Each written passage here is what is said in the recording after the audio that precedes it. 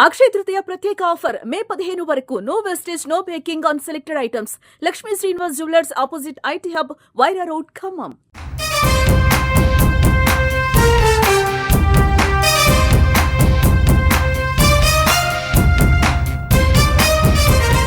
ఈరోజు మీరందరూ మనమందరం పూజించేటువంటి ఆరాధ్య దైవమైనటువంటి ఈ యోగానంద నరసింహస్వామి దేవస్థానం వారికి రాష్ట్ర ప్రభుత్వం నుంచి దాదాపు 4,74,50,000 రూపాయలని నిధులు శాంక్షన్ కల్పించినటువంటి అవకాశం కూడా మీరు కల్పించిందే.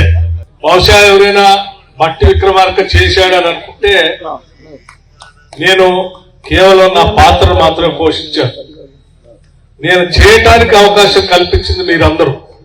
4,74,50,000 నిధులు ఈ దేవాలయం రావటానికి మీ అందరి పాత్ర కూడా దీంట్లో ఉందని చెప్పడం కోసం నేను చెప్తాను.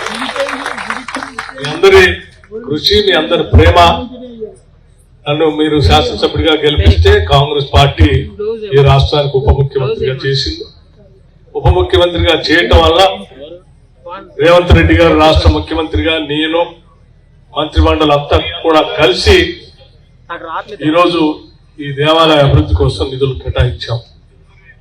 ఈ నిధులు సంపూర్ణంగా సద్వినియోగం కావాలని, దేవాలయం మనం అనుకున్న స్థాయిలో త్వరితగతిన ఎటువంటి ఇబ్బందులు లేకుండా పూర్తి కావాలని, ఆ యోగానంద లక్ష్మీనరసింహ స్వామి ఆశీస్సులు ఈ ప్రాంత ప్రజలందరికీ ఎప్పుడూ మెండుగా ఉండాలని మనస్ఫూర్తిగా భగవంతుడిని ప్రార్థిస్తూ ఈరోజు త్యాగం కూడా చేశాం.